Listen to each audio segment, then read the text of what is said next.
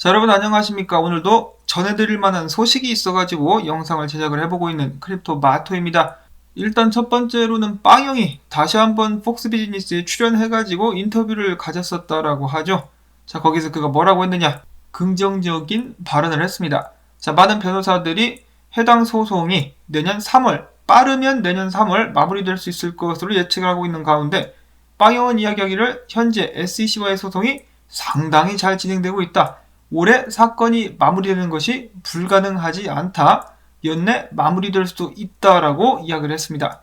그는 추가적으로 밝히기를 게리 겐슬러 SEC 의장이 이해할 수 없는 발언이 많다. 헛소리를 계속해서 한다. 그리고 SEC가 사건을 지연시키려 하고 있다라고 비판을 했다라고 합니다. 자, 인터뷰에서 특별한 말이나 추가적인 사항을 언급한 것은 아니지만은 얼마 전에 리플사는 패소한 것을 염두에 두고 회사를 운영하고 있다라고 이야기한 것과는 다시 한번 약간 대조되는 그런 발언이라고 볼 수가 있겠습니다. 자, 빵형은 무엇을 근거로 올해 사건이 마무리되는 것은 불가능하지 않다라고 이야기를 한 것일까? 긍정적인 발언으로서 많은 커뮤니티 멤버들을 설레게 할 수도 있었다라는 생각이 드는데요. 제가 이것뿐만이었으면 오늘 영상을 만들지 않았었을 텐데 미국 현지 시간으로 오늘 이런 소식이 나왔습니다.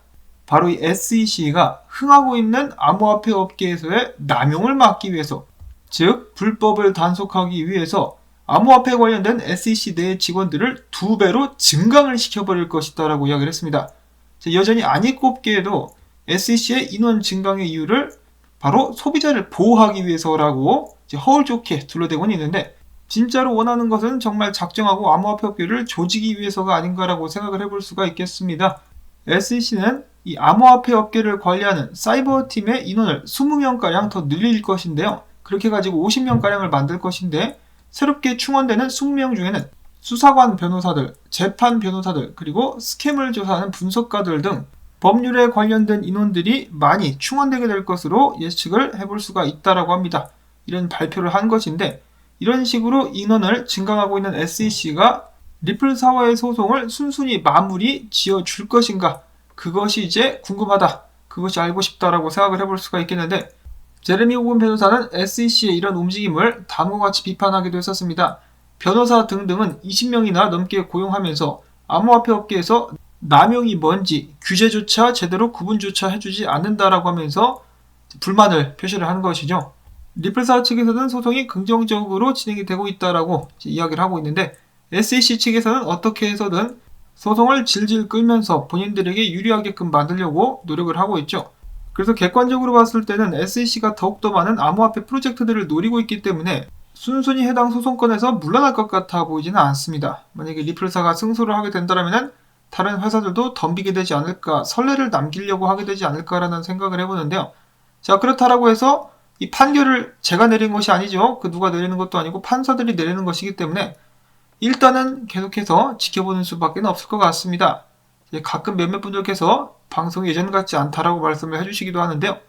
당연히 그래서인지 모르겠지만은 조회수도 많이 떨어지고 있습니다. 근데 어쩔 수가 없는 것이, 저 같은 경우도 그 전에 수많은 파트너십들을 전부 다 다뤄왔었죠. 그래서 기대감에 가득 차 있었는데 그 파트너십들로부터의 어떠한 업데이트도 나오지 않고 있는 상황이고, 달리 전할 만한 정보가 없는 것도 사실입니다.